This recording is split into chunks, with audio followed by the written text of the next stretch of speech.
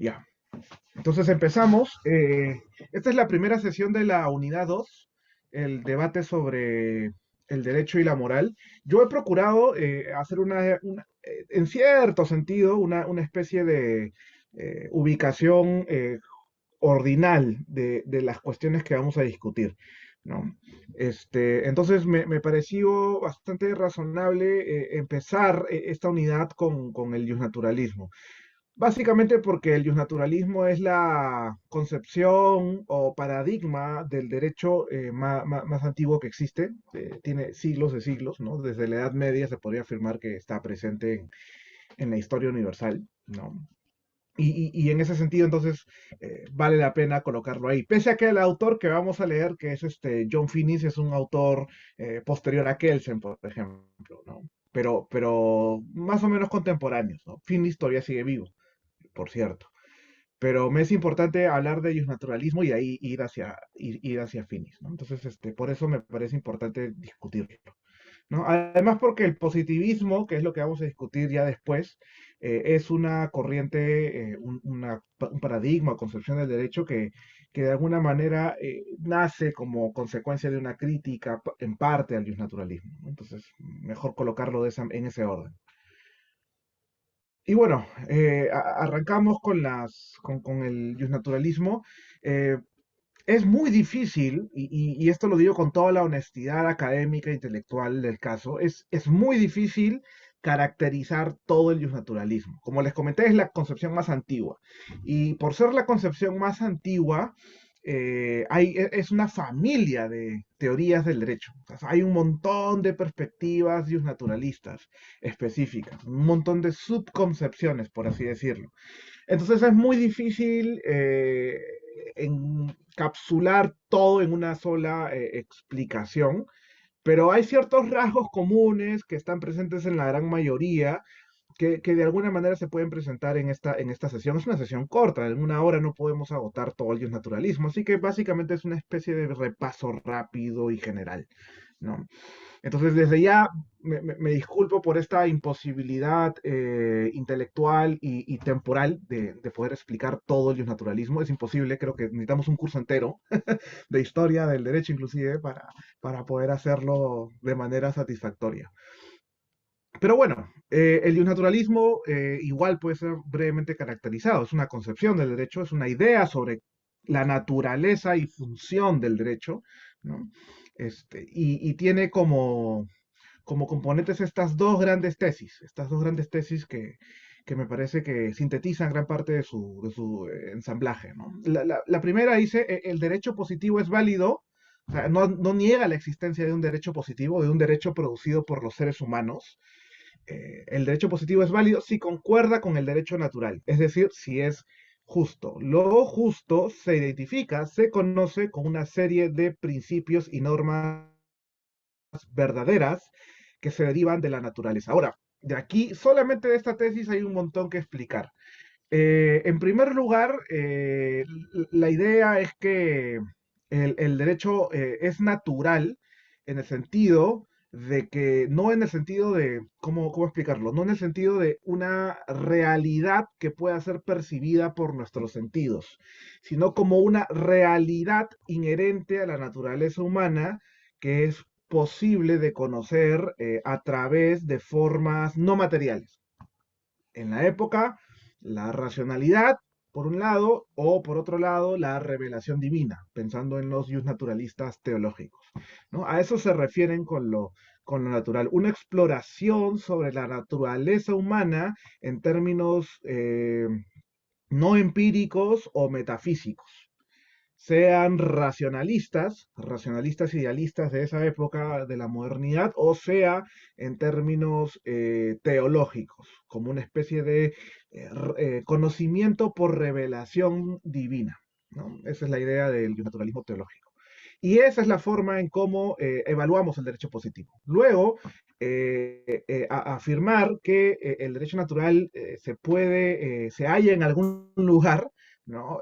Fuera del conocimiento sensible, nos permite caracterizar también a las concepciones naturalistas como doctrinas cognoscitivistas del derecho. Es decir, podemos con algún método, no científico en este caso, conocer la esencia del derecho, ¿no? Algo así como la teoría de las ideas de Platón, ¿no?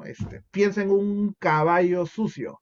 Entonces, tú puedes ver un caballo sucio, pero la idea del caballo sucio es lo que se aproxima a algo noumenal, algo que no se puede más que pensar y en ese sentido es que estamos conociendo algo más allá de la experiencia sensible, ¿no? Y el hecho de que se pueda conocer y que pertenezca a esta otra dimensión de la realidad no natural es que a juicio de los naturalistas, estos principios y normas sobre las cuales se evalúa el derecho positivo, se pueden predicar razones de verdad o falsedad. Es decir, podemos demostrar si son verdaderas o falsas, ¿no? Esta podría ser una explicación de por qué también tenemos esta fuerte creencia de que nuestra disciplina es una ciencia, ¿no? Tenemos una fuerte influencia del derecho natural, pese a que no las usualmente las hagamos explícitas, pero están ahí, ¿no? Y de alguna manera esto podría ayudar a entender por qué tenemos una especie de ciencia del derecho, pese a que esto no es tan correcto como habíamos conversado en otra oportunidad, ¿no? Y luego hay esta tesis 2. Dice, además y por encima del derecho positivo hay un derecho natural, formado por normas y principios naturales. Es un derecho superior, ¿no? Entonces, hay un derecho natural que es superior al derecho positivo, al derecho producido por los seres humanos, por las instituciones sociales, ¿no? Y este derecho es superior al derecho positivo, tiene una especie de jerarquía mayor. Evaluamos, subordinamos, deberíamos subordinar en todo caso el derecho positivo al derecho natural. Esa posición es más o menos el andamiaje básico de casi todas las perspectivas naturalistas, ¿no? Dicen, sus normas y principios son naturales en el sentido de que su fuente no es un legislador positivo, sino la naturaleza interpretada de distintas maneras. Bueno, esto ya lo había mencionado. Ah, salvo este punto, ¿no? Naturaleza divina, vinculada, como ustedes saben, fuertemente a las perspectivas teológicas, ya lo había mencionado, del naturalismo. Naturaleza racional del ser humano es una fuerte influencia moderna. Y hay otra que es la de dimensiones del bien individual, que es una perspectiva moderna también, pero más contemporánea, que es discutida precisamente por el autor principal de esta sesión, que es el profesor John Finnis, ¿no? Y entonces con John Finnis vamos a estudiar precisamente la naturaleza humana, pensándolo desde las dimensiones del bien individual o del florecimiento humano. Esto, no se preocupen, lo vamos a profundizar un poquitito más cuando lleguemos a Finis. Ahora, esto ya lo había mencionado, ¿no? La invocación de los naturalistas a la naturaleza no alude a una naturaleza física, sino a una instancia suprasensible. Esa palabra se me había olvidado, ¿no? Transnatural, noumenal, como diría Kant, ¿no? Ustedes que seguro deben haber llevado filosofía moderna o ética en letras, o ética profesional, si es que es un curso que se lleva antes de filo, y han leído a Kant, ustedes saben que Kant tenía una perspectiva en donde eh, no era posible comprender todos los aspectos de la, eh, por así decirlo, racionalidad o la moralidad, salvo en términos metafísicos, ¿no? Kant hablaba, este famoso libro, La fundamentación de la metafísica de las costumbres, ¿no? Y entonces Kant hablaba de una especie de posibilidad de guiarse moralmente a través de una ley, ¿no? Una ley moral universal, absoluta, que es posible de encontrar a través de este procedimiento que Kant desarrolla finalmente con las cuatro formulaciones del imperativo categórico, ¿no? Y claro, detrás de esta idea de que tenemos imperativos hipotéticos, o sea, subordinados a nuestras pasiones, a nuestras circunstancias concretas, hay una especie de ética aséptica, libre de toda carga de realidad, sucia, ¿no? Libre de toda esta suciedad que es la realidad que nos hace cometer actos incorrectos desde el punto de vista imparcial en la lectura kantiana, ¿no? Entonces, este es el mundo noumenal, muy parecido a una de las tantas formulaciones del imperativo categórico, en donde exige que nos tratemos como si viviéramos en un reino de los fines, ¿no? Casi un mundo totalmente fuera de esta realidad sensible, ¿no? Entonces se refieren a este punto importante de la naturaleza a los dios naturalistas, ¿no? Dice, el derecho natural es producto de instancias trascendentes, metafísicas, racionales prácticas, como la que dice Finis, ¿no? Luego, bueno, son principios universales y absolutos, ¿no? Universales porque se aplican a todos los seres humanos, en principio, ¿no? Los naturalistas también fueron personas de su época y obviamente tenían todos los sesgos que hoy en día peleamos todavía, pero ya están bastante más superados, como por ejemplo los, los objetivos de pelear contra la discriminación racial o con la discriminación en materia de género. Kant, de hecho, tenía una posición bastante machista con relación a las mujeres, ¿no? Entonces, siempre lo universal tiene que recordarse en el contexto de su época, ¿no? Para lo que en esa época se consideraba que eran los sujetos con personalidad moral completa, ¿no?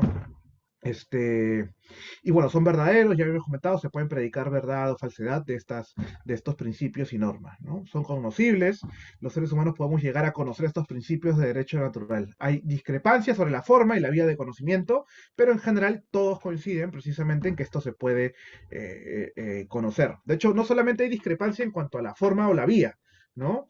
Sino en cuál es el resultado. En buena cuenta, ¿cuál es el derecho natural? La lista de principios y normas que conforman el derecho natural no coincide con todos los naturalistas, ¿no? O con todos los que están influidos de una perspectiva naturalista. Hay filósofos, de alguna manera contemporáneos, ¿no? Como Robert Nozick e inclusive, en cierto sentido, Martha Nussbaum, ¿no? Doctora honoris causa de nuestra universidad, que también tienen distintas conclusiones respecto a cuáles vendrían a ser estos principios derivados de nuestra perspectiva intuitiva, de lo que es un ser genuinamente humano, ¿no? Es la gran pregunta también de los naturalistas, y cuáles son las reglas o deberes que se derivarían de esos rasgos, ¿no? Por ahí en interno me dicen que no ha podido cumplir con los objetivos kantianos. Siempre descubría que mis deseos eran impulsados por cuestiones ajenas. No te preocupes, Kant tampoco se lo creía. Eh, Kant siempre decía que hay una diferencia entre razonar y encontrar la máxima de conducta de acuerdo con el principio moral universal, ¿no? Lo que él llama judicationis, creo, algo así le llama, y una cosa distinta es siempre plegarte a lo que significa encontrar la ley moral o la máxima que cumple los requisitos de la ley moral universal en un caso concreto, no es lo que él llama executiones, perdón, ¿no? Entonces hay una dificultad siempre en cumplir los deberes provistos por las formulaciones del imperativo categórico, no se sientan mal. Continuamos. Este, y bueno, rápidamente, ¿no? Simplemente es una cuestión histórica. Hay como dos categorías sumamente amplias del derecho natural. Este, Está el derecho medieval, el naturalismo medieval por un lado y el naturalismo racionalista por otro lado, ¿no? El naturalismo medieval es el que funda el derecho canónico, ¿no? Que constituyó el principal vehículo en la Edad Media en la doctrina del derecho natural, ¿no? Se consideraba que el derecho natural estaba contenido en las escrituras y en el evangelio, ¿no? Esto es bastante interesante porque esto significa que los estados, ¿no? Los sistemas de gobierno, por no usar la palabra estado, los sistemas de gobierno en esa época eran sistemas de gobierno confesionales, eran teocráticos, ¿no? Aquí en Perú no tenemos ya un estado teocrático, tenemos un estado laico positivo, ¿no? Que le da cierto peso a la religión católica y a veces se malea un poquito y se vuelve un poquito confesional, pero no tenemos un sistema teocrático, ¿no? Algo que de alguna manera se veía desde la concepción naturalista medieval, ¿no? Bueno, sistemas parecidos teocráticos en Perú no hay, pero hay partidos políticos que están cercanos a ello, ¿no? El FREPAP, uno lee el ideario del FREPAP y el FREPAP mismo se considera un partido teocrático, ¿no? Que busca también un sistema teocrático, ¿no? Entonces ahí hay algo interesante, ¿no? Pese a que No creo que esa visión llegue a tener suficiente apoyo e implementarse. ¿No? No reivindica derechos, esto es importante mencionar, el énfasis recae sobre el derecho natural. No confundamos los derechos inherentes a la naturaleza del ser humano que nosotros tenemos en nuestra Constitución o en los tratados de derechos humanos con el derecho natural. El derecho natural es un sistema jurídico natural. Es, por ejemplo, cuál sería, por poner un ejemplo que es bastante discutido en la era colonial peruana, es el papel de las reglas del derecho de familia. ¿No? Las reglas del derecho de familia se han visto fuertemente influidas por lecturas naturalistas del derecho, ¿no? Claramente. ¿No? Hay muchas instituciones, durante muchísimo tiempo habían interpretaciones, e inclusive la propia institución de la familia y el matrimonio estaban definidas por el derecho canónico, ¿no? Y el derecho canónico obviamente estaba influido por una concepción naturalista del derecho. ¿No? Esto durante muchísimo tiempo fue de esa manera, ¿no? Uno puede inclusive rastrear el Código Civil de 1936, que es anterior al actual, y encuentra pues normas de derecho de familia precisamente que tienen esta estructura, ¿no? Estas características, como por ejemplo la no igualdad entre hijos matrimoniales y extramatrimoniales, ¿no? Hay esta palabra fuerte que es el bastardo o bastarda, ¿no? Que tiene esta connotación, ¿no? De alguna manera, la idea de que el pater familia, ¿no? Es el hombre y define la administración y el lugar de residencia de la familia, ¿no? Con lo cual la esposa siempre debe seguirlo, ¿no? Que es una perspectiva bastante influenciada por una perspectiva teológica de los seres humanos, ¿no? Habla de esta forma de entender la familia, ¿no? Y si se dan cuenta, no estamos hablando de derechos, estamos hablando de los contornos de instituciones específicas, familia, matrimonio, inclusive hasta los contratos en algunos casos, ¿no? Inclusive derecho de guerra también se ha discutido en ese sentido, ¿no? Pero no estamos hablando de derechos individuales, derechos de las personas, sino estamos hablando de instituciones y normas de ver que se derivan de la naturaleza humana, ¿no? Esa es más o menos la idea. Es una forma de ver el mundo, en efecto, me dicen por interno, es una forma de ver el mundo, ¿no? Entonces, ahí tenemos varios representantes, ¿no? Santo Tomás de Aquino, Abelardo, San Agustín, ¿no? Son importantes referentes de la perspectiva naturalista teológica, ¿no? Es curioso, pero no dejan de tener influencia hoy en día, ¿no? Eh, Finis, de alguna manera, toma algunas cosas de Santo Tomás de Aquino, ¿no? Para muchos mal interpretadas, pero bueno, yo no me voy a meter en esas discusiones sobre qué quiso decir Santo Tomás de Aquino hace tantos siglos, porque serían discusiones infinitas, pero no dejan de tener cierto nivel de influencia. Hay un autor, a ver, para que vean la influencia y la forma de ver un método del derecho, no tanto de los derechos, hay un libro, este librito, por ejemplo, a ver si lo encuentran más adelante en la biblioteca cuando vuelvan a la normalidad, sobre la regulación de comida chatarra. Y tiene un artículo en donde un jurista analiza la ley de comida chatarra, la parte de publicidad, desde una combinación entre San Ignacio de Loyola y Santo Tomás de Aquino, imagínense. O sea, esta influencia todavía existe, ¿no? Es bastante interesante. Vamos a ver, 65. ¿Dónde está? Página 65. Sí, la publicidad en la ley de comida chatarra de Alonso Villarán es un profesor de ética también de la Universidad del Pacífico, si no me equivoco, y inicia su análisis de la ley de comida chatarra caracterizando la visión tomista del derecho, la visión de Santo Tomás de Aquino, para que vean, ¿no? Y claro, hay San Ignacio de Loyola obviamente tiene es bastante influyente todavía en algunas perspectivas naturalistas contemporáneas, ¿no? Recuerden que San Ignacio de Loyola es referente de los jesuitas, ¿no? Y los jesuitas tienen un importante papel en Perú y en el mundo occidental construyendo parte de las instituciones, ¿no? De hecho, la Universidad Ruiz de Montoya, por ejemplo, es una universidad fundada por jesuitas, ¿no? Entonces ahí vemos que si bien hay lecturas contemporáneas del naturalismo, estas no abandonan ciertas dosis de influencia de estos importantes referentes, ¿no? Y sobre todo Santo Tomás de Aquino, ¿no?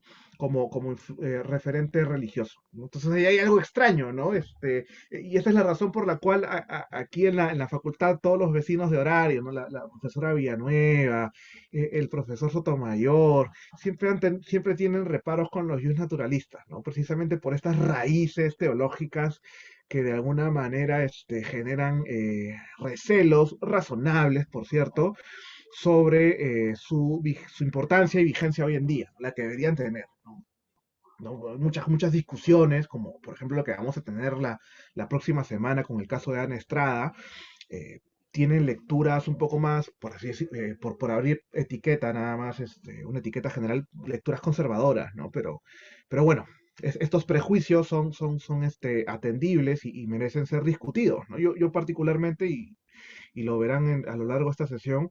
No, yo no abrazo una perspectiva naturalista, pero me parece que tienen un montón de cosas valiosas que nos sirven, ¿no? Entonces ahí yo de hecho uso el naturalismo en cierto sentido en mis consultorías, ya con eso ya les explicaré en su momento cómo, ¿no? Y otro dato interesante de los naturalistas este, es la fuerte influencia de Aristóteles en el razonamiento, ¿no? Ustedes saben que Aristóteles fue de alguna manera conservado precisamente por la Iglesia en la Edad Media y en general, mucha de la filosofía antigua sirvió para interpretar el derecho canónico, ¿no? Y interpretar y producir derecho natural, ¿no? El naturalismo. Por ejemplo, las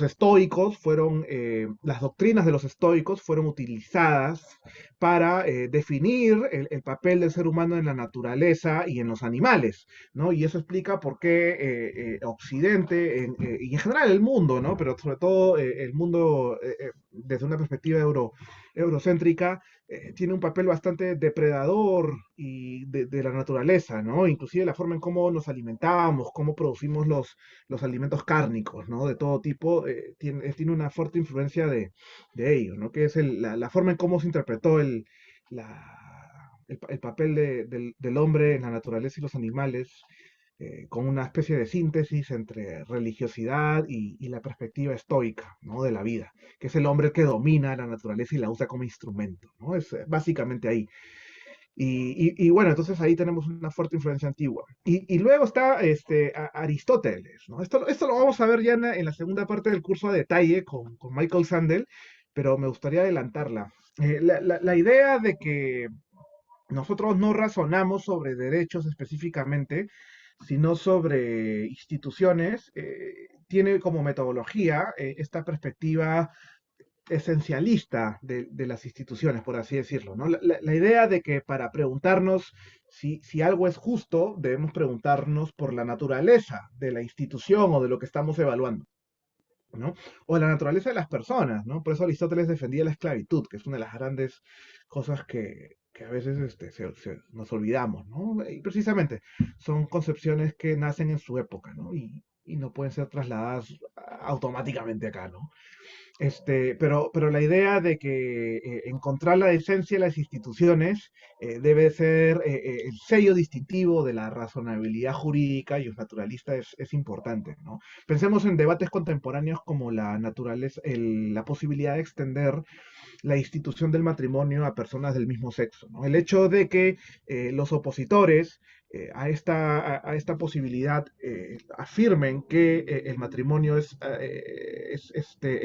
homosexual es antinatural, ¿no? La homosexualidad es antinatural y que esto va en contra del fin o esencia reproductiva del matrimonio, que es uno de los argumentos más importantes que sostienen las posiciones en contra, es de alguna manera un reflejo de este presupuesto, esta hipótesis subyacente de Aristóteles, ¿no? Cuando razonamos sobre lo justo, tenemos que pensar sobre la naturaleza de las instituciones. Obviamente, los naturalistas de este tipo no son liberales, precisamente porque los liberales no hacemos esa forma de razonar, no otorgamos permisos, ¿no? Permiso para poder contraer matrimonio con una pareja del mismo sexo en función a la naturaleza de la institución, en donde la institución subordina a las personas. Si no, más bien razonamos al revés, ¿no? Pensamos primero en los derechos y vemos cómo la institución se subordina a ellos. ¿No? Por eso nuestra forma de defender desde el lado del progresismo liberal, sea libertario o igualitario, ¿no? Es defender el matrimonio entre personas del mismo sexo, alegando el libre desarrollo de la personalidad, por ejemplo, o la igualdad entre las personas, ¿no? Entonces, si nos damos cuenta, son metodologías diferentes, ¿no? Ya creo que esto ayuda muchísimo a mostrar las diferencias, ¿no? Nosotros, en el Estado constitucional, razonamos en función a derechos individuales, y los derechos individuales subordinan a las instituciones. Ese es un rasgo preponderante no exclusivo, no, no siempre razonamos así, desde el liberalismo. Y los naturalistas, al menos los fuerte influenciados por lo medieval, ¿no? Razonan en términos de las instituciones, su naturaleza. Y de ahí derivan los deberes, los derechos, los permisos y todo lo demás. ¿No? Esta vendría a ser una importante diferencia. ¿Alguna pregunta, algo adicional? ¿No?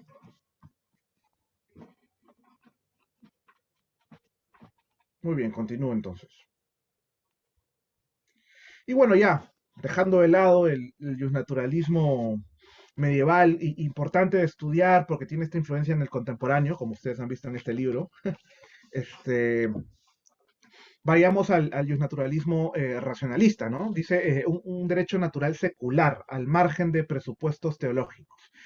Es decir, es un derecho, es un justnaturalismo despojado o despojado de confesionalismo, ¿no? De sociedades teocráticas. ¿No? Es un naturalismo que pretende ser laico. Esto es importante y esto es valioso también, porque ahí creo que nace la posibilidad también de dar, de reconocer ciertos aportes útiles del naturalismo a la reflexión contemporánea.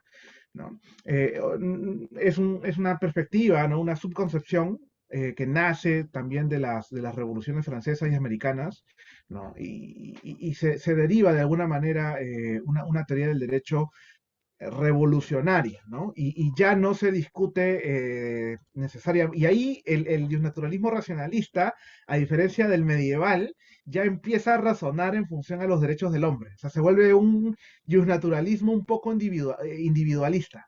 Abandona la perspectiva holista del razonamiento aristotélico, ¿no?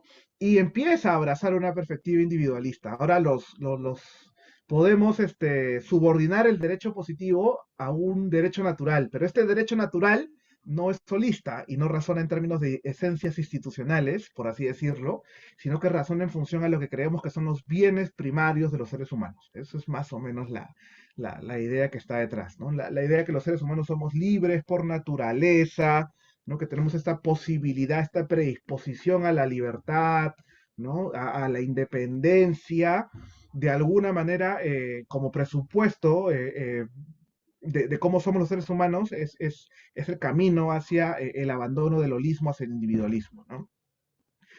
Entonces ahí hay dos grandes ideas, ¿no? El fundamento del derecho y la moral, la razón humana autónoma, esta es la influencia de la ilustración, ¿no? Este paradigma general de la realidad, no solo del derecho, ¿no? Que habla de los seres humanos como dotados de autonomía, ¿no? Obviamente no todos estaban dotados de autonomía, dependiendo del grado de sexismo, racismo que había en la época, pero esta era la premisa, ¿no? La razón humana era el instrumento adecuado para encontrar las leyes naturales del derecho natural, ¿no? Y esto, de alguna manera, se podía explicar, justificar, ¿no? A través de la famosa, el mito, yo diría que es un mito, ¿no? El mito del contrato social, el hecho de que si tenemos una sociedad organizada es porque debe haber habido una época, ¿no? En donde no había de alguna manera condiciones institucionales para una organización, un sistema de gobierno, ¿no? Había una especie de estado de naturaleza. Por ejemplo, Locke llama al estado de naturaleza a un mundo sin instituciones, sin sociedad organizada, pero de alguna manera medio primitiva, en donde se organizan las personas y logran convivir con reglas básicas derivadas de las leyes de la naturaleza, ¿no? Esta, por ejemplo, interpretación de Locke ayudó también a afianzar el colonialismo fuera de Europa, ¿no? Y eso también fue problemático y de alguna manera lo vamos a discutir ya al final de la clase, al final del ciclo, cuando veamos sobre las teorías críticas del derecho, ¿no? Esto seguramente, no sé si lo han aprendido en otro curso, ¿no? Hay un enfoque que se llama el enfoque contractualista del derecho, lo van a ver mucho en el enfoque de capacidades, cuando veamos eso, pero la idea es que si tenemos una sociedad, si tenemos Estado de Derecho, si tenemos reglas, normas, instituciones, Estado, es porque de alguna manera debe haber habido un pacto, un contrato social, ¿no? Que permitió que podamos tener un leviatán, un Estado, una entidad que se encargue de distribuir las cargas y beneficios de la cooperación social. Ese es básicamente el- la defensa del contractualismo, ¿no? Y estas instituciones se organizan a través de derecho positivo, pero para que este derecho positivo haya existido, tiene que haber existido un derecho natural previo que le dé sustento. Y ese derecho natural previo está precisamente en el estado de naturaleza, ¿no? Y es precisamente la gran preocupación de estos naturalistas racionalistas, es encontrar estos principios, normas y derechos que precisamente estarían, ¿no?, presentes en este estado de naturaleza y deberían ayudarnos a mirar y a regular las instituciones, ¿no? Ahí tenemos en menor medida a Thomas Hobbes con su obra El Leviatán, tenemos a Rousseau, ¿no?, con su contrato social, tenemos a este, Locke con su segundo tratado de gobierno civil, ¿no? Tenemos a Kant también con la paz perpetua a su manera, ¿no? Y otros importantes filósofos de la época que consideraban esta perspectiva del dios naturalismo, ¿no? Esto es bien eurocontinental, dicho sea de paso, porque en el mundo anglosajón no necesariamente se coincidían en estas tesis, salvo Hobbes, lo que fue influenciado porque estuvo en Europa continental viviendo. Con el paso del tiempo se fue abandonando esta perspectiva por el utilitarismo, que es una concepción que la vamos a ver más adelante en el curso, ¿no? Y bueno, hay tres rasgos con esta perspectiva naturalista, ¿no? La primera es el individualismo, ¿no? La idea de que existen derechos subjetivos naturales, ya lo había comentado, es un abandono del holismo aristotélico, del naturalismo medieval, a un individualismo metodológico y axiológico, precisamente desde los racionalistas, ¿no? Entonces, hay una lista de derechos. Ahora, ¿cuáles son esos derechos? Bueno, cada autor tiene su propia lista, eso es lo más curioso. Inclusive uno repasa la lectura contemporánea del naturalismo y va a ver que hay diferentes listas de, por así decirlo, bienes eh, universales, absolutos, humanos, sobre los cuales debería evaluarse el derecho positivo. Hay muchísimas, e inclusive tienen diversas influencias, ¿no? Influencias y no solo de Tomás de Aquino, sino también de Aristóteles, de Marx, ¿no? Hay lecturas muy, muy interesantes de estas distintas listas que hay lecturas de Kant, ¿no?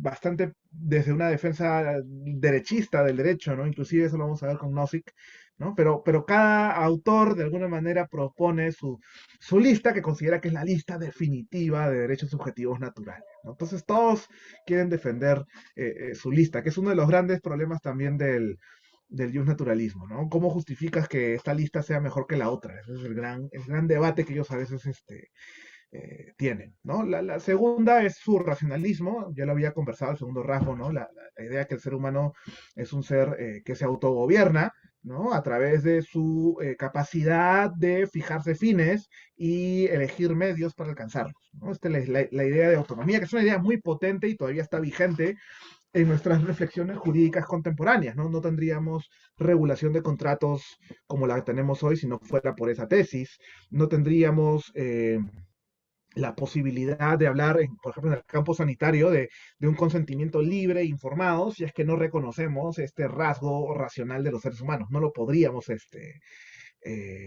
concebir, ¿no? Y en ese sentido es un rasgo del naturalismo racionalista, ¿no? No es exclusivo, pero es un rasgo. ¿no? Y el tercero es el radicalismo, ¿no? Que tiene que ver con la época en la que aparece.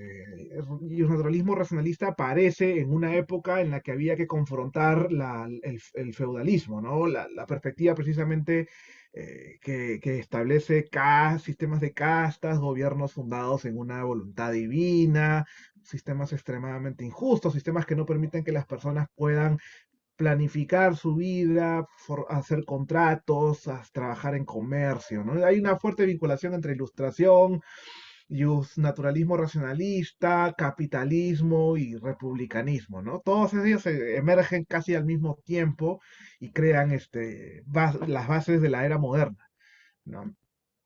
Entonces, este radicalismo implicaba, pues, precisamente derrocar el sistema feudal, y eso es algo que se logra y de alguna manera consolida los sistemas jurídicos modernos, ¿no?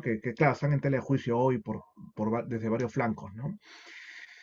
Y claro, ese radicalismo también implicó hasta cierto sentido cierta intolerancia a algunas visiones religiosas, especialmente en los católicos. Es curioso.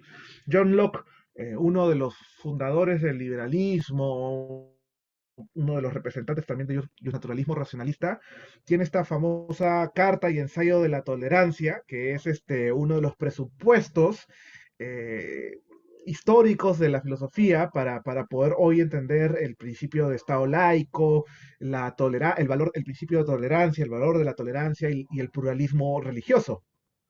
Pero lo interesante, no sé si se cortó la señal.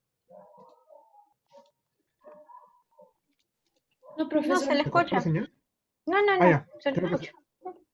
se salió la... A ver, un momento. Ya está. Se cambió la pantalla. Me parece raro. Es una compu nueva, así que estoy dominándola. Este,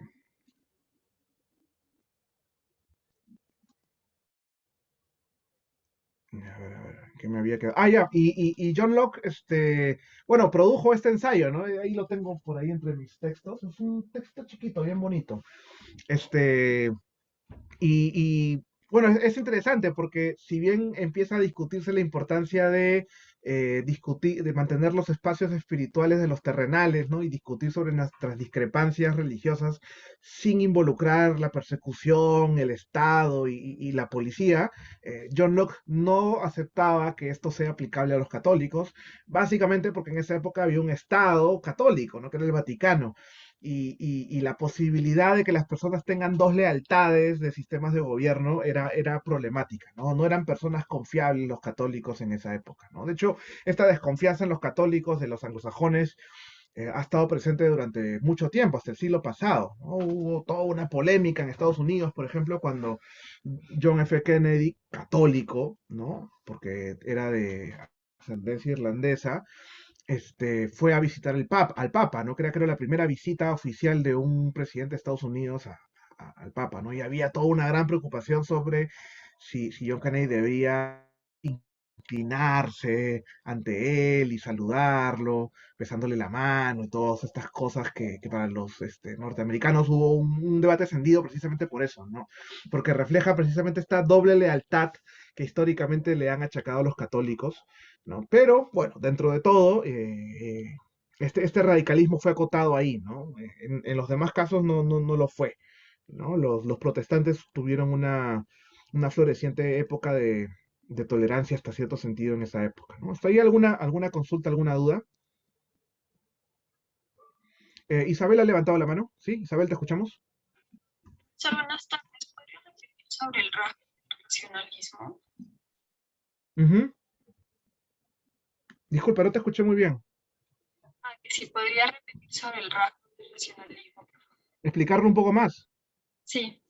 Sí, el punto es que, eh, a ver, para explicarlo, cuando, cuando los naturalistas teológicos razonan a los seres humanos como sujetos poseedores de privilegios y deberes, lo hace en función no de su capacidad para elegir los fines y fijarse los deberes que ellos estiman, sino en función a los papeles sociales que le corresponden, en función a la naturaleza de las instituciones. ¿No? Entonces, si reparas en esa forma de pensar, la capacidad de fijarnos fines y medios, que es un rasgo humano, es irrelevante para definir nuestra convivencia.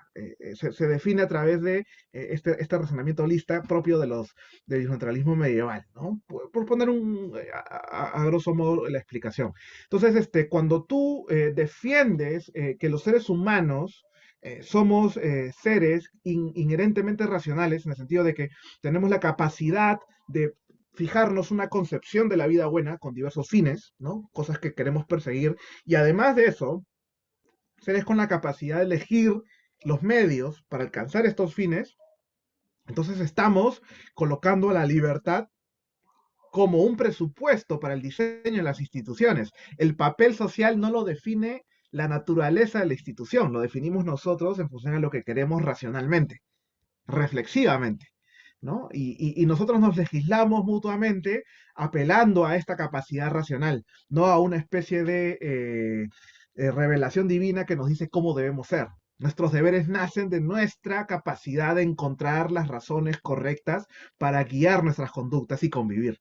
Entonces, la racionalidad, la autonomía, es el foco del razonamiento, por así decirlo, de justicia de los naturalistas racionalistas, ¿no? A diferencia de los medievales, ¿no? Que nos asignan papeles, ¿no? ¿Hasta ahí ha quedado un poco más claro, Isabel? Sí, profesor, gracias. Perfecto. ¿No? Esto es interesante porque inclusive las discusiones, por ejemplo, hoy en día en materia de género, la idea de tener estereotipos, ¿no? Los estereotipos de género, de alguna manera nacen de esta lógica, ¿no? No podría hacer el rastreo exacto con los naturalistas en ello, pero la idea de que hay en función a tu sexo o tu género, tú tienes ciertos papeles, ciertos rasgos que cumplir, ¿no? Y no están sometidos a ningún tipo de elección. ¿No? De alguna manera tiene mucho que ver con esta crítica, ¿no? Los racionalistas tenían esta posibilidad, ¿no? No en vano, el primer feminismo, el feminismo liberal clásico, ¿no? A fines del siglo XIX, tiene esta influencia moderna, ¿no? O sea, el primer feminismo del siglo XIX es precisamente un feminismo racionalista, ¿no? Fuertemente influenciada por esta perspectiva. Y esto es bastante interesante, ¿no? De ahí nacían los movimientos para que las mujeres puedan poseer propiedades, ¿no? Puedan elegir a sus representantes, ¿no? Pues participar en elecciones políticas, ¿no? Nace precisamente de esta perspectiva, ¿no? Racionalista. Luego, y ya a uno de los puntos que nos trae el módulo, ¿no? La unidad de esta gran pregunta sobre derecho y moral, es ¿cuál es la relación entre el derecho y moral para los justnaturalistas? Los justnaturalistas afirmarían que existe una relación necesaria, conceptual, esto ya lo hemos precisado en la clase introductoria, entre derecho y moral, ¿no? Si una norma no es justa, no coincide en nada con lo natural, o sea, con el derecho natural, carecería de validez jurídica. Nótese que estoy indicando que estoy hablando de una incoherencia total con el derecho natural. Puede haber una especie de incoherencia parcial, y en ese sentido el derecho positivo sería eh, parcial o presuntamente justo, pero igual sería un derecho positivo que deba cumplirse, ¿no? Ahí los naturalistas tienen diversas posturas, ¿no? Y en ese sentido es muy difícil para los naturalistas afirmar que cualquier derecho que sea injusto sea automáticamente rechazado como derecho. Puede haber algo así como derecho defectuoso porque no cumple completamente con las exigencias del derecho natural, ¿no? Pero les es muy difícil afirmar que el derecho positivo deja de ser derecho existente por el mero hecho que no coincida con sus principios o normas derivadas precisamente de sus metodologías, ¿no? El gran consenso que sí hay entre los naturalistas es que es este de acá, que es la injusticia extrema no es derecho. Esto fue formulado por Gustav Radbruch, un importante filósofo naturalista alemán, ¿no? Que de hecho esta frase fue como consecuencia de la discusión de los juicios de Nuremberg, ¿no? La posibilidad de condenar a los nazis de los delitos perpetrados contra las minorías, ¿no? Judíos, gitanos, y los crímenes de guerra también cometidos, solo podía ser posible relativizando o abandonando este punto de vista del positivismo, de que es posible que hayan regímenes jurídicos válidos y totalitarios a la vez, y totalmente injustos, porque la justicia y la validez del derecho pertenecen a cuestiones totalmente distintas, ¿no? Esta es una tesis que fue defendida fuertemente por el primer Kelsen, por ejemplo, ¿no? Y entonces, como ocurrió este incidente de la Segunda Guerra Mundial y los crímenes de guerra y los genocidios, hubo la gran pregunta de cómo podemos juzgar a los nazis por realizar conductas que eran válidas jurídicamente en esa época. Entonces aparecen los naturalistas, y esto es interesante, los naturalistas nos vienen a dar la mano y Radbruch hace esta fórmula, ¿no? La fórmula de Radbruch, así se le llama, de hecho, en la literatura de filosofía del derecho. La injusticia extrema no es derecho, es decir, hay como un margen de injusticia que puede ser derecho, pero es defectuoso, pero hay un punto del derecho que es tan injusto que no puede considerarse como derecho en sí, ¿no? Y esto significa que este derecho positivo viola elementos básicos de derecho natural universales que son intolerables y merecen ser sancionados. No importa si tu derecho positivo te lo haya validado en un momento. De ahí a que tenemos precisamente derechos humanos, ¿no? Tratados de derechos humanos que buscan precisamente institucionalizar a escala global esta famosa fórmula de Radbruch, ¿no? Esto es muy interesante. Y ahí lo que vemos a partir de la segunda mitad del siglo XX es una especie de eh, viable hasta cierto punto entre naturalistas y positivistas sobre cómo debemos reflexionar, ¿no? ¿Hasta ahí alguna pregunta? ¿Alguien tiene alguna duda, alguna consulta que hacer?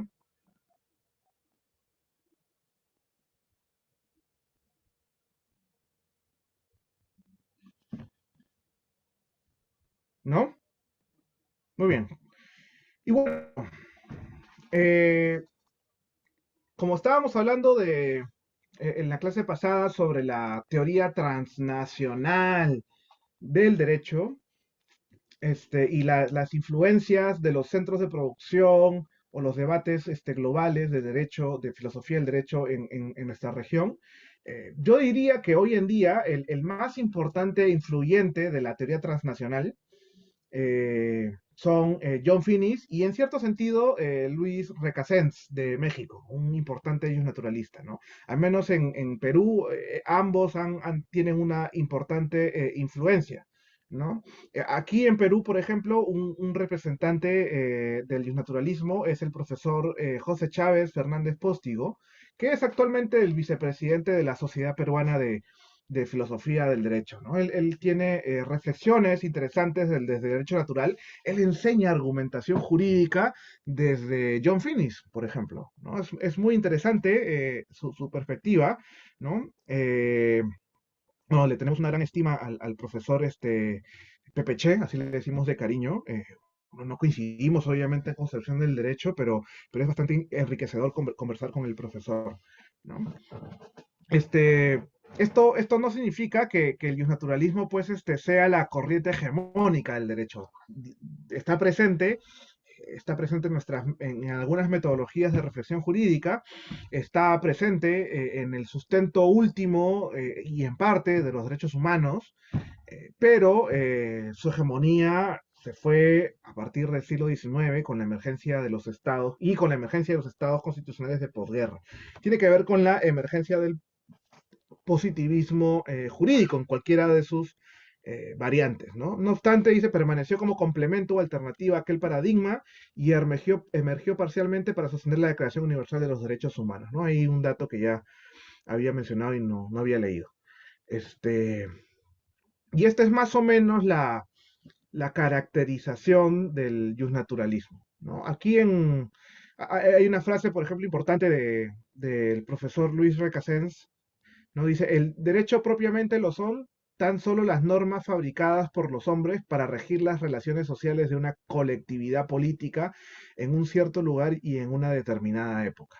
A la esencia de lo jurídico pertenecería no propiamente la justicia, sino la referencia e intención a la justicia. O dicho con otras palabras, todo derecho es un ensayo de realización de las exigencias de la justicia con relación a una realidad social determinada.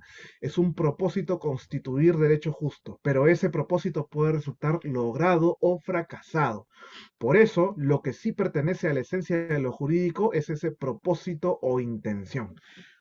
Ahí lo que notamos precisamente es este reconocimiento al derecho positivo, pero como una empresa de los seres humanos para alcanzar la justicia. Y eso significa que tenemos que contar con un parámetro. No es que el derecho positivo ande deambulando por sí mismo de manera autorreferente para resolver las disputas y organizar la cooperación social, sino que tiene que tener un parámetro sobre el cual guiarse, ¿no? Y este parámetro es la justicia. Y la justicia interpretada en una perspectiva naturalista, racionalista, ¿no? Esta es una reflexión bastante contemporánea de un naturalista importante en la literatura transnacional, mexicano, ¿no? Entonces de nuestro barrio regional, y es importante tomarla en cuenta. ¿Hasta ahí alguna consulta, alguna pregunta?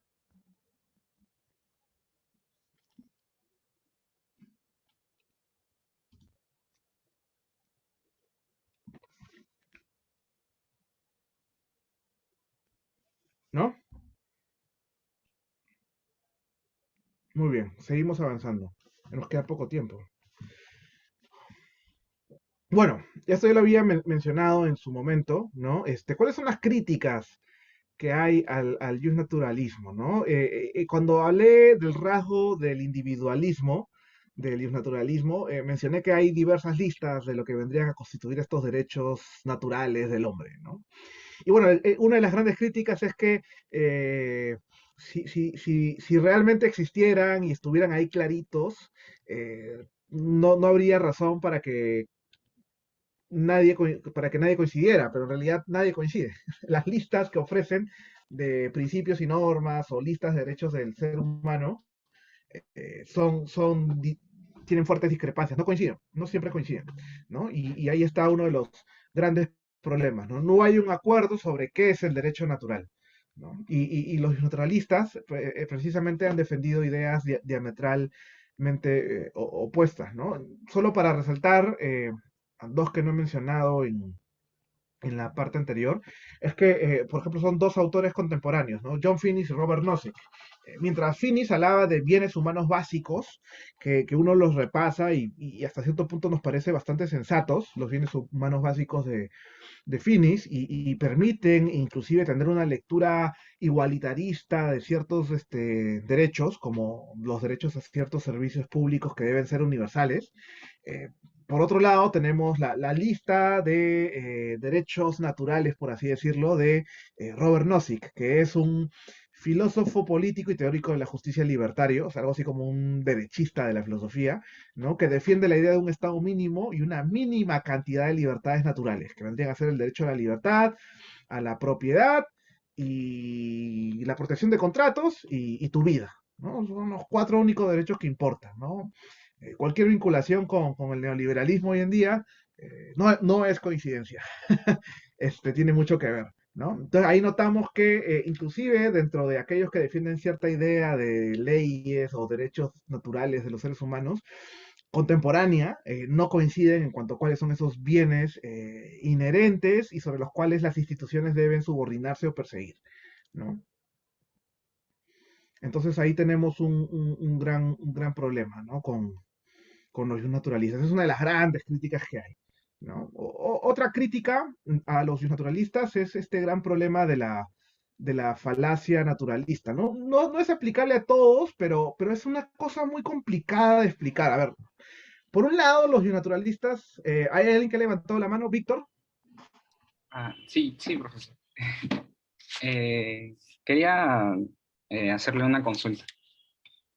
Lo que pasa es que cuando habla de Nozick y tengo entendido que está hablando de los tres prefacios, ¿no? Libertad, propiedad y vida. Ujú, sí. Yo recuerdo que tanto Nozick como Hayek desenvuelven la teoría de que la partiente de estos tres bloques inspiran a las demás, ¿no? Entonces, no sé si entenderlo tanto así como, porque, o sea, yo tengo entendido que Nozick no establece que los demás principios del ser humano no sean innatos a él, sino que devengan de cualquiera de estos tres bloques primordiales. Entonces, por ese lado, no entendía la parte de la crítica. El problema es que la lista de derechos naturales, por así decirlo, son lo que vendrían a ser los insumos de la justicia primaria. Lo que tú mencionas, de que nada obsta que hayan otras cosas que se protejan, es cierto, pero son de manera derivada. Ese es un problema, ¿no? Porque o sea, entonces estos nunca van a poder vencer a los demás, a los primordiales, ¿no? Y esta es la razón por la cual su lista es diferente, ¿no? De hecho, ellos dicen cuáles podrán ser los demás, pero no lo sé, pero estos son los principales. Y esa es la lista que ellos ofrecen, ¿no? Entonces ahí está el problema, ¿no? De hecho, esa es la gran pelea entre liberales de derecha y liberales de izquierda, ¿no? ¿Cuáles son los bienes a proteger y cómo protegerlos? ¿No? Porque finalmente son liberales, ¿no? Pero tiene que ver precisamente que inclusive tienen sus distintas listas, ¿no? Sobre qué es lo que realmente importa, ¿no? Tú puedes ver a un libertario diciéndote que los derechos sindicales, o sea, los sindicatos son cárteles, ¿no?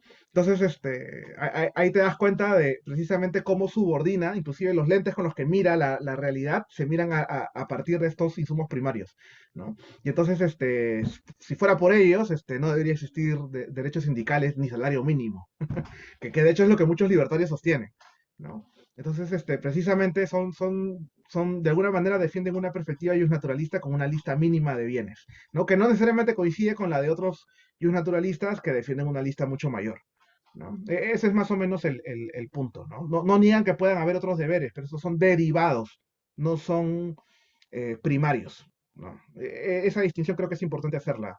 Espero haber respondido un poco, al menos tu duda, Víctor.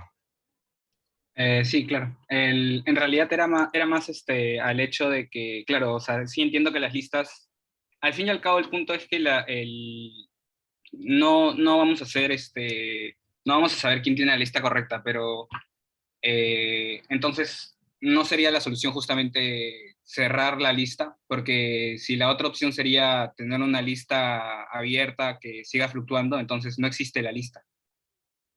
Ujú. Pero cerrar la lista sería problemático también, ¿no? Porque sería una especie de elitismo epistemológico. Entonces tiene su desventaja, ¿no? Las perspectivas contemporáneas del naturalismo aplicado a economía del bienestar y calidad de vida y economía del desarrollo, más bien defienden la otra alternativa, Víctor. La idea de pensar listas, pero deliberadas con grupos sociales beneficiarios específicos. Eso es, por ejemplo, lo que ahora está circulando en hoy en día en los estudios de economía del desarrollo, por ejemplo, ¿no? Por recordar la importancia de Hayek y Nozick, ¿no? En la discusión económica, ¿no? No cerremos la lista porque sería un elitismo epistemológico, y lo sería, de hecho, es verdad, sería un elitismo. Mejor definamos los contornos de estos bienes, las características formales de estos bienes, y dejemos que la sociedad de alguna manera les dé contenido y escoja la lista, ¿no? Inclusive hay posturas intermedias, ¿no? Que te dicen, bueno, yo te ofrezco esta lista, pero es abierta, ¿no? Tú puedes agregar otros elementos o inclusive puedes interpretar de manera amplia cada componente de la lista. Son distintas alternativas que hay hoy en día, ¿no? Y esto lo vamos a ver un poquito más a fondo en el enfoque de capacidades en la segunda parte del curso. Pero yo creo que hay un problema en cerrar la lista, ¿no? ¿Con qué seguridad tú afirmas que tienes razón? ¿No? Sí, justamente ese es el problema principal, ¿no? La faliabilidad. Pues. El hecho de cerrar la lista impide ver a partir de los tres bloques diametrales. Sí, Pero por lo menos Hayek sí la planteaba, él sí la planteaba, la tenía re clara. o sea, la tenía Eh, reclara en cuanto que eran tres primordiales, ¿no? Pero sí, claro, y en que esos tres los absorbía a todos, y o sea, yo creo que pues, siempre pasa esto, ¿no? De que, ya, sí, pero yo le hubiera podido plantear esto y esto no hubiera entrado ahí, pero quizá también hubiera podido tener la respuesta para eso. Así mm, que, sí, yo hasta el momento había tenido entendido que los tres grandes pilares sí podían seguir concatenando pe- intereses fluctuantes. por el Sí, simple hecho de que, o sea, hoy día no entendemos la propiedad como la entendíamos hace 200 años. Entonces, ese mismo principio, que asimismo sigue siendo en bloque, que hace 200 años tuvo, no sé, 300, 400 conceptos vengados, hoy día tiene otros 300, 400, 800 diferentes. Entonces, sigue fluctuando y sigue manteniéndose un bloque. Sí, pero hay un problema, ¿no? Porque, o sea, y ahí tiene por ejemplo, cuando discutamos sobre cuestiones de eh, indigenismo en América Latina, eh, propiedad, o sea, no vamos hay un gran problema en cuando ya empezamos a discutir cuestiones territoriales de pueblos indígenas y creer que puede ser una derivación del concepto de propiedad de los libertarios. Yo creo que ya hay un punto, y esto lo que se especializan en medición, por ejemplo, dicen ya hay un punto en donde ya no se puede derivar esto de este concepto primordial, porque ya es demasiado diferente. Es como definir felicidad en función a cuánta plata tienes, o sea, es algo así, ¿no? Yo creo que el gran problema de los que ofrecen listas es ese, ¿no? Y sobre todo los que ofrecen listas chiquitas y son listas que no han sido demostradas o dialogadas con comunidades globales, ¿no? Que es el problema de Hayek, ¿no? Y bueno, el problema de todos los libertarios en realidad. ¿No? De que tienen este elitismo epistemológico que impide una discusión más democrática, ¿no? Bueno, ese es el gran problema, ¿no? Los libertarios, hay una gran crítica a los libertarios de que si tuviéramos un sistema libertario de gobierno, sería tan inestable que terminaría en un autoritarismo, ¿no? Esto lo ha trabajado la filósofa del MIT, Deborah Satz, ¿no? Es el gran problema de las listas cerradas, dichas por unos cuantos, ¿no? Este elitismo epistemológico te puede llevar a un régimen de ese sentido, ¿no? No en vano el neoliberalismo, que es la ideología influenciada en parte por los libertarios, tuvo su plan piloto con una dictadura, ¿no? Es bastante curioso. Esa vinculación histórica no es tan coincidencia, creo yo. Pero bueno, hay una discusión gigante, ¿no? Pero ya no, creo que ahí nos desviamos muchísimo del tema de clase, ¿no? La segunda crítica al justnaturalismo es el problema de la falacia naturalista, ¿no? Es la idea de que si tú hablas de una especie de esencia del ser humano, inherente al ser humano, que puede tener alguna vinculación histórica, y esto sobre todo con los naturalistas que hablan de una naturaleza verificable, histórica, empíricamente, ¿no? Como los contractualistas que hablan de un estado de naturaleza antes de que existiera sociedad. Tienes el gran problema de cómo puedes derivar lo que ocurrió, lo que es hoy en día, con lo que es justo, ¿no? Ese es el gran problema de la falacia naturalista que fue trabajada por Hume hace varios siglos, ¿no? No se puede derivar qué es lo justo de lo natural. Esa es la idea, ¿no? Entonces, por ejemplo, como rechazar el matrimonio entre personas del mismo sexo porque nunca ha habido esta posibilidad en la historia, ¿no? Entonces, dado que nunca ha habido, no debería haber, ¿no? O el rechazo a los derechos políticos de las mujeres, ¿no? Este es uno de los grandes problemas que se le achaca a algunas variantes del justnaturalismo, ¿no? Dice, no distingue entre leyes de naturaleza y discusiones normativas, ¿no? Las primeras describen y explican la realidad, mientras que las segundas tratan de responder a la pregunta de qué debemos hacer, ¿no? Esta diferencia entre el mundo de lo debido y el mundo de lo que es buena, en buena cuenta, no sé si se recordarán estas dos grandes preguntas de la filosofía y también aplicadas a la filosofía del derecho, ¿no? ¿Qué es el derecho y qué es lo debido y correcto según el derecho? ¿No? Ontología y deontología, ¿no? Que ya lo habíamos anunciado en la clase introductoria, ¿no? Esta distinción es bastante interesante, ¿no? De hecho, muchas veces estas cosas lo encontramos presente inclusive en perspectivas liberales contemporáneas, ¿no? A Martha Nussbaum le han achacado eso un poco, ¿no? A los libertarios, ¿no? Como Hayek, Nozick también le han achacado un poquito esto, no mucho, pero han sabido salir airados, ¿no? Pero siempre ha habido este gran problema, ¿no? De yo describo la realidad, describo cómo es el mundo y creo que con eso lo estoy justificando, ¿no? Ese es el gran problema de la falacia naturalista, ¿no? No puedo justificar el mundo describiéndolo, ¿no? Y ahí está el gran problema, ¿no? Entonces lo natural, eh, lo natural existe más allá de los juicios de valor o marcos teóricos que los puedan negar, ¿no? Esto es contra estas perspectivas neoconservadoras, ¿no? Que por ejemplo rechazan a la homosexualidad por ser antinatural, ¿no? Lo natural existe, o sea, más allá de de los juicios de valor, la homosexualidad existe, es algo natural, de hecho, la homosexualidad siempre ha existido en la humanidad y entonces no hay una forma ahí de refutar o de refutar la posibilidad del matrimonio entre personas del mismo sexo, por ejemplo, ¿no? Y bueno, el afirmar que no podemos derivar juicios de valor o juicios normativos de descripciones de la realidad o explicaciones de la realidad, tampoco debemos llevarlo al extremo, porque nos vamos a ir a lo que también se denomina la falacia sobrenaturalista, ¿no? Más bien ir al otro sentido, ¿no? De afirmar de que hay una especie de mundo en donde están los deberes y podemos identificarlos, cuando muchas veces esto no es totalmente así, sino que existe un debate importante también de que existe entre los hechos y los valores, existe una especie de dimensión intermedia del conocimiento moral, que vendrían a ser los hechos morales, ¿no? Que son descripciones de la realidad que estructuran preocupaciones morales universales. Eso vendría a ser un hecho moral, ¿no? Entonces hay como especies de eslabones intermedios entre los hechos y los valores, que algunos filósofos consideran que son los hechos morales, ¿no? Y de ahí se derivan algunas perspectivas objetivistas de la moral, ¿no? Que es posible identificar reglas universales, de alguna manera aplicables a todos los seres humanos, independientemente del contexto, ¿no? Esta es una discusión interesante.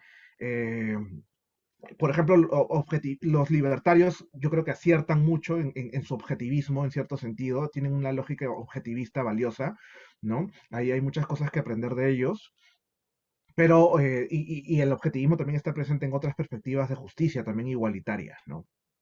Es un debate interesante que lo vamos a ver ya en la segunda parte del curso, ¿no?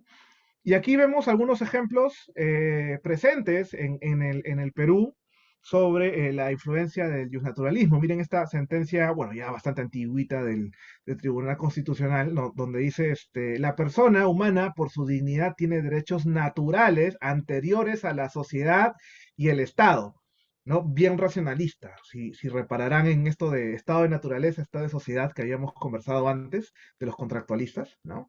Inmanentes a sí mismas, los cuales han sido progresivamente reconocidos hasta hoy en su legislación positiva como derechos humanos, de carácter universal, entre los cuales los derechos a la vida y a la salud ligados al instinto de conservación, ¿no? Esta descripción de los seres humanos, ¿no? De hecho, Luigi Ferraioli, un importante positivista incluyente, define los derechos sociales como derechos de la supervivencia.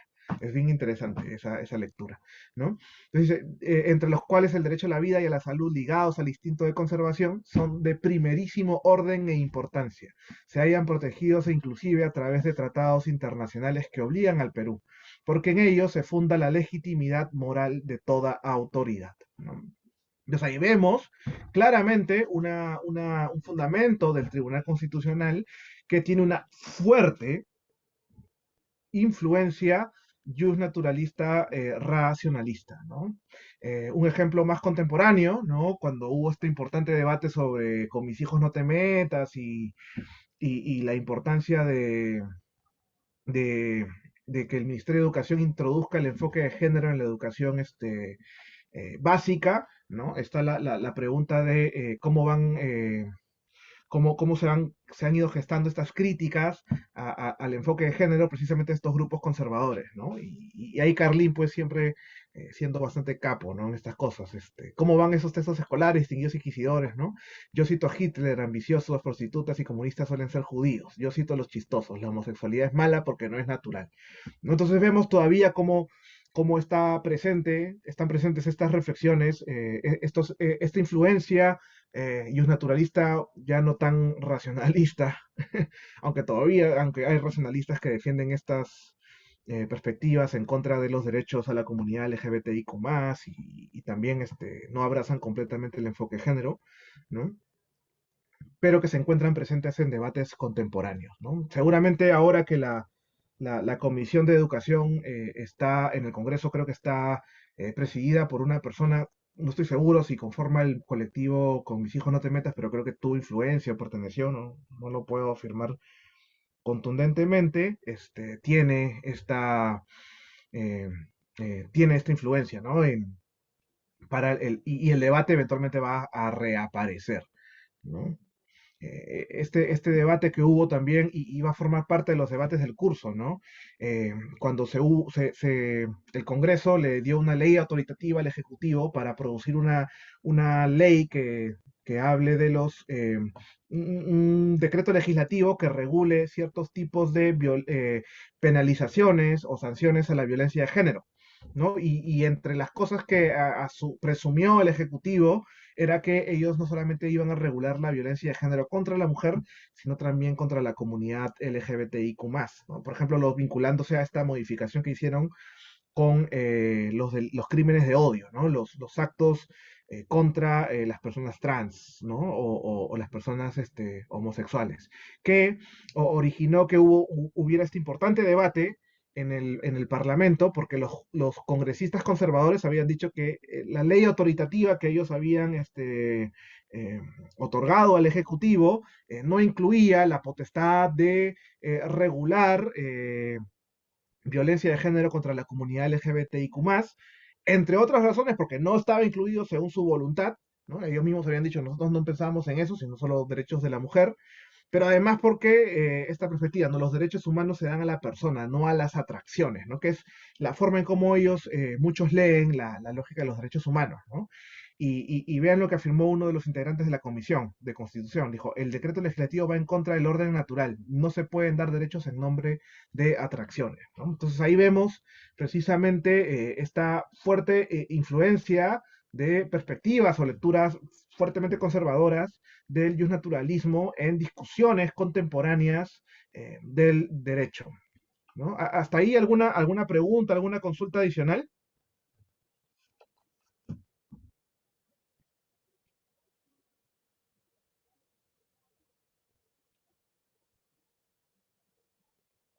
¿No? ¿Alguien ha levantado la mano?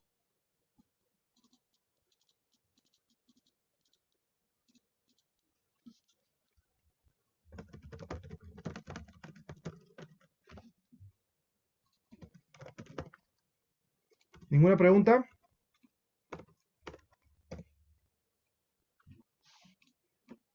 Bueno, entonces, quedamos aquí. Lamentablemente no voy a poder hacer la clase de Finis, pero lo que sí voy a hacer es dejarles un video indiferido que hice en cursos pasados de filosofía, del derecho en el ciclo pasado. De hecho, tengo la grabación ahí, así que voy a cortar la parte de Finish y van a tener este video adicional para que no se pierda y les sirva les sirva para el debate del día miércoles, ¿no? Algo interesante, por ejemplo, es que Finis, este año, miren, en abril del 2021, escribió un artículo sobre el aborto, ¿no? El aborto es inconstitucional, que de alguna manera da pistas sobre su interpretación del derecho a la vida, ¿no? Quien quiera leerlo, sobre todo los que están asignados para debatir, lo pueden leer si desean, les voy a pasar el link, lo voy a colgar aquí, ¿no? Ay, perdón, lo voy a colgar aquí en el chat de Paideia, para los que tienen asignada la participación puedan revisarlo. Eventualmente les puede servir para reflexionar sobre la interpretación del derecho a la vida de Finis en el caso del aborto, tratar de trasladarla en el debate de Ana Estrada, les puede servir muchísimo, así que se los dejo ahí por si se animan. Y voy a colgar este video diferido, ya explicando a detalle la perspectiva de Finis, para cerrar la exposición y estar bien preparados para el debate de la próxima semana. ¿De acuerdo? No, me parece más sensato, porque ya son las 6 y ya no podemos tener más clase.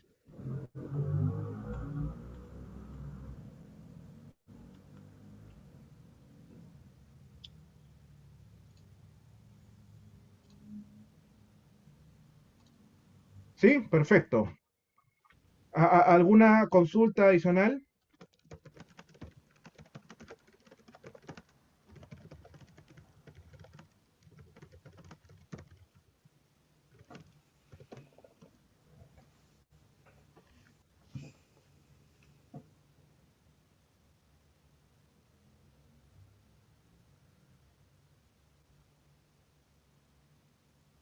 ¿no? Muy bien, entonces quedamos ahí y ya nos vemos la próxima semana para el debate, chicas y chicos. Cuídense, cuídense mucho. Hasta luego, profesor, gracias. Luego, Gracias, profesor. profesor. Gracias. Gracias, Chao, chao, profesor. chao. Profesor, gracias.